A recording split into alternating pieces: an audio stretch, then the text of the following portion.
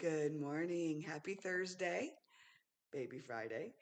It is time for just a word from the Word. Our passage this morning comes from the book of Matthew, chapter 7, verse 4, and I'm reading from the King James. Or how wilt thou say to thy brother, let me pull out the mote out of thine eye, and behold, a beam is in thine own eye? I want to talk this morning about eye surgery. Now, to be honest, this week really has been a theme of humbling ourselves and probably been more for me than it has been for you. These are things that I've been speaking about this week that the Lord has been speaking to me with and just been sharing with you. So don't take offense. Just sharing what the Lord's been dealing with my heart this week. But eye surgery. Have you ever had anything wrong with your eye that you needed to go and see a doctor about? I remember when I first moved to the house that I'm living in now. I hadn't been there too terribly long, and something bit me in the middle of the night. It bit my eye, my eyelid, and my eye, for the first day, it wasn't too bad. It was kind of sore, but it swelled up and it got to where it was pretty painful. And I could see these two little pin marks, like fangs, had hit my eye. And I got to thinking it was probably a spider bite. Got me pretty good. So I had to call my doctor, and at that time it was in the middle of COVID, so you just couldn't go into a doctor very easily. So I did a video call with my doctor, and I remember taking my phone and putting it up really close to my eye so that the doctor could see what was going on. And so the doctor prescribed some antibiotics and it was taken care of. But man, it was scary. It was so scary because my eye was hindered from seeing because of that. We're assuming a spider bite. Don't know for sure, but most likely a spider bite with how it looked. Um, and I remember thinking, wow, if they had just gone down maybe a little further, I could have lost sight in that particular eye, and that could have been bad. When you have something wrong with your eye, um, I know this is going to sound revelatory, I get that, but you just can't see clearly.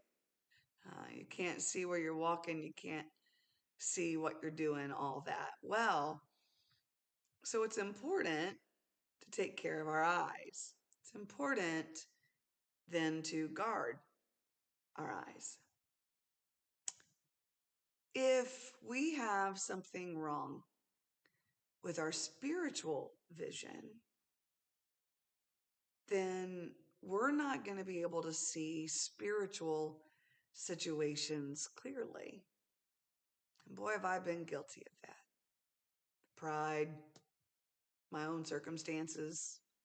You've probably dealt with the same, where your vision has been marred. And in those cases, if we're not careful and we're walking in our own pride, again, been there, done that, we don't see the issue in our eye as readily as we see somebody else's issue in their eye. And so this morning's just a word from the Word. Again, for the fourth day in a row, be humble. Notice that you don't always see things clearly. And in those instances, that's when we need to go to Dr. Jesus and say, I got something wrong with my vision. Will you get the 2x4 out of my eye so that I can see clearly? because I don't want to misjudge a toothpick in somebody else's eye based on the two before in mine. I mean, that's really what Jesus was saying in Matthew 7. You need to take care of the big stuff in your own life before you can try to take care of the little stuff in somebody else's. This morning's just a word from the word is. It's about walking humbly. It's about recognizing that all God's children got issues and being honest with ourselves about the issues that we have. That's hard. It's humbling, but it's freeing. So humble yourself. Ask the Lord to show you what kind of two before, what kind of mote you have in your eye.